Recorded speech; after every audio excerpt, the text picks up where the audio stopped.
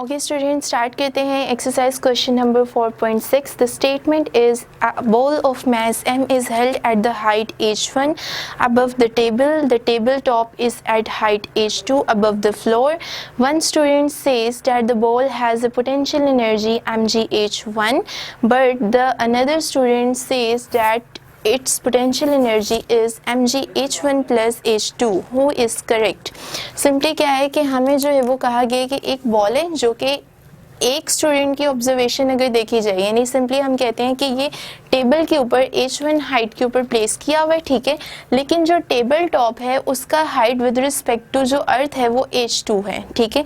तो सिंपली अगर हम टेबल टॉप की रिस्पेक्ट से बॉल की हाइट को देखें तो वो h1 है, लेकिन अगर हम बॉल की पोजीशन को विद रिस्पेक्ट टू अर्थ देखें तो वो हाइट h1 प्लस h2 आ रही है, ठीक है। तो एक स्टूडेंट जो है वो कहता है, हमारे पास क्वेश्चन नंबर है 4.6, ए स्टूडेंट वो है कहता है कि जो एनर्जी है बॉल के पास वो mgh1 है, ठीक है, और दूसरा स्टूडेंट कहता है कि जो एनर्जी है बॉल की पोटेंशियल एनर्जी वो mgh1 प्लस h2 है। हमें बताना है दोनों में से सही बात जो है वो करेक्ट कौन कह रहे हैं। तो बेसिकली यहाँ दोनों ही बिल्कुल ठीक कह रहे हैं, बिकॉज पोटेंशियल एनर्जी जो है वो मेजर होती है, measures with respect to reference point, ठीक है, रेफरेंस पॉइंट के थ्रू जो है वो पोटेंशियल एनर्जी मेजर की जाती है। तो अगर ए स्टूडेंट ने अपना जो रेफरेंस है वो टेबल टॉप को लिया हुआ है, ठीक है, इस टेबल टॉप को लिया हुआ है, तो उसके लिए पोटेंशियल एनर्जी mgh1 होगी, ठीक है ये। लेकिन अगर किसी दूसरे स्टूडेंट ने अर्थ सरफेस को अपना रेफरेंस पॉइंट लिया है तो उसके लिए भी सिचुएशन ठीक है कि पोटेंशियल एनर्जी कितनी होगी, हाइट क्या होगी, h1 प्लस h2, ठीक है, यहाँ तक के लिए। तो उसकी बात भी बिल्कुल क्लियर है, लिहाजा दोनों स्टेटमेंट्स जो हैं वो बिल्कुल ट्रू हैं। नेक्स्ट है हमारे पास क्वेश्चन नंबर 4.7. स्टेटमेंट है when a rocket reenters the atmosphere its nose cone become very hot, where does this energy come from, ठीक है। डिस्कस करते हैं 4.7 को।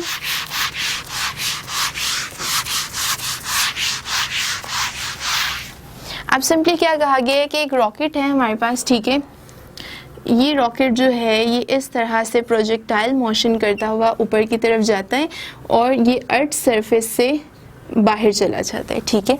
अर्थ सरफेस कह लें, या ये हमने पहले भी डिस्कस किया था कि अर्थ के ऊपर का एक खास रीजन होता है जिसको हम उसका एटमॉस्फेयर कहते हैं, ठीक है। तो इस एटमॉस्फेयर से गुजरता हुआ हमारा रॉकेट ऊपर गया, लेकिन जब रॉकेट वापस आया, ठीक है, यूँ इस तरह से रॉकेट जब री एंटर हुआ इस एटमॉस्फेयर के रीजन में, तो क्या हुआ कि इसकी ये जो नॉस कॉन थी ये बहुत ज़्यादा हीटअप थी। उसकी वजह हमें जो एक्सप्लेन करनी है कि ऐसा क्या प्रोसेस हुआ कि जो रॉकेट जैसे ही एटमॉस्फेयर में वापस आया तो उसकी नॉस कॉन बहुत ज़्यादा हीटअप हो गई। वजह ये होती है कि जैसे ही जो रॉकेट है वो रिटर्न होगा, ठीक है, एटमॉस्फेयर में, तो उसका जो नॉस कॉन होगा उसकी कोलिजन होंगी किनके साथ, डस्ट पार्टिकल्स के साथ, ठीक है। डस्ट पार्टिकल्स हो सकते हैं या वहाँ पे कुछ गैसेस मॉलिक्यूल्स हो सकते हैं। तो इनके साथ जब कोलिजन होगी तो as a result of collision, friction की वजह से, ठीक है, यहाँ हम कह सकते हैं फ्रिक्शन की वजह से क्या प्रोड्यूस होती है, हीट एनर्जी प्रोड्यूस हो जाती है, और उस हीट एनर्जी की वजह से जो हमारा रॉकेट होता है उसका नॉस कॉन क्या हो जाता है, हीटअप हो जाता है।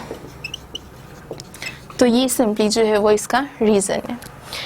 नेक्स्ट डिस्कस करते हैं क्वेश्चन नंबर 4.8 को। What sort of energy is in the following, ठीक है। Question number 4. ये हमारे पास जो था वो क्वेश्चन नंबर 4.7 था। अब जो हम डिस्कस करते हैं क्वेश्चन नंबर 4.8 को।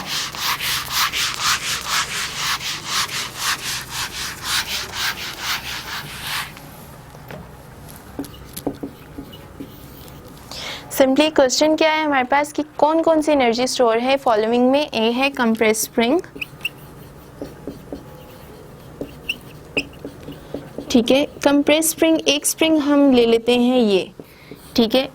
कंप्रेस्ड मतलब होता है कि इसको हमने बहुत ज़्यादा यूँ स्क्वीज़ कर लिया है। स्क्वीज़ करने की वजह से क्या हुआ है कि इसकी जो पोजीशन थी वो चेंज हुई है।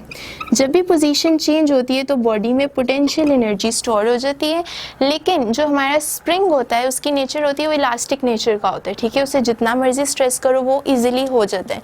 तो लिहाजा हमारे इस स्प्रिंग के अंदर कंप्रेस होने की वजह से इलास्टिक पोटेंशियल एनर्जी जो है वो स्टोर होगी, यानी इलास्टिक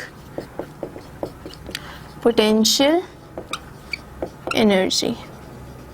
नेक्स्ट है हमारे पास B part, water in a dam.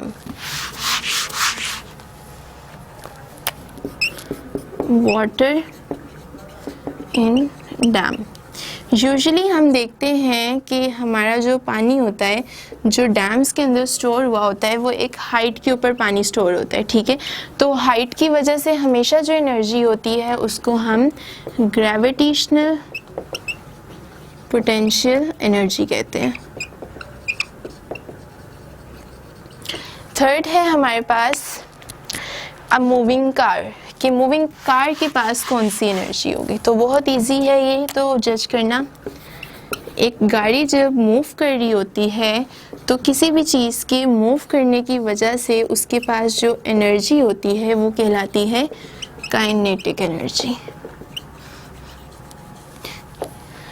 तो ये था हमारा क्वेश्चन नंबर 4.8।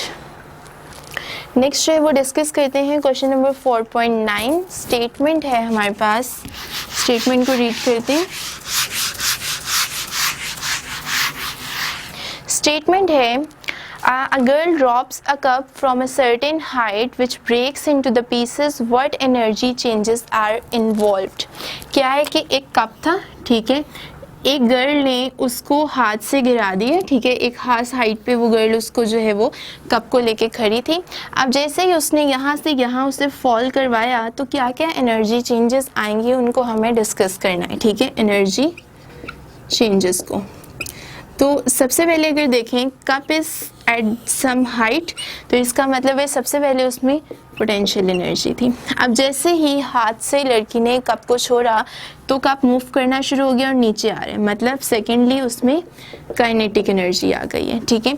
अब जैसे ही ये कप आके यहाँ पे स्ट्राइक करेगा, ठीक है, ज़मीन से जैसे ही टकराएगा तो क्या होगा, कुछ काइनेटिक एनर्जी इसकी ही जो है वो कन्वर्ट हो जाएगी इसको ब्रेक करने में, तोड़ने में, ठीक है, ब्रेकिंग के लिए, प्लस कुछ एनर्जी जो है इसकी यूज़ होगी यहाँ पे, जैसे ही कप टूटेगा तो साउंड प्रोड्यूस होगा, ठीक है, प्लस जैसे ही आपका कप टूटेगा और वो ज़मीन से टकराएगा तो फ्रिक्शन की वजह से यहाँ पे हीट एनर्जी भी प्रोड्यूस होगी, ठीक है। तो इस टाइप के एनर्जी चेंजेस जो है वो यहाँ पे ऑब्जर्व किए जाते हैं। Next and last question is, a boy uses a catapult to throw a stone which accidentally smashes a greenhouse window. List the possible energy changes. Question इसी से relevant है, ठीक है, इसी तरह हम इसको डिस्कस करते हैं। कैटापुल्ट, एक बच्चे ने जो है वो, एक बॉय ने कैटापुल्ट यूज़ की, और कैटापुल्ट समझ लें गुलेल टाइप चीज़ है, ठीक है, उससे उसने एक स्टोन लिया और स्टोन को जब उसने थ्रो किया तो बाय चांस जो स्टोन था वो ग्रीन हाउस की विंडो को जाके लगा और विंडो कम्प्लीटली स्मैश हो गई, यानी टूट गई। तो इस प्रोसेस के दौरान क्या क्या एनर्जी चेंजेस होंगी।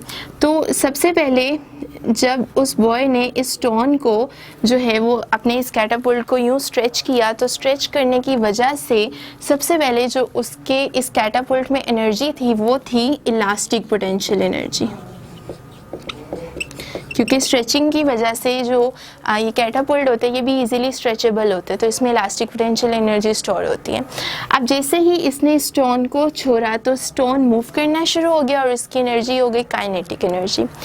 अब काइनेटिक एनर्जी से मूव कर रहा था और मूव करता हुआ ये इस जाके विंडो से टकराया।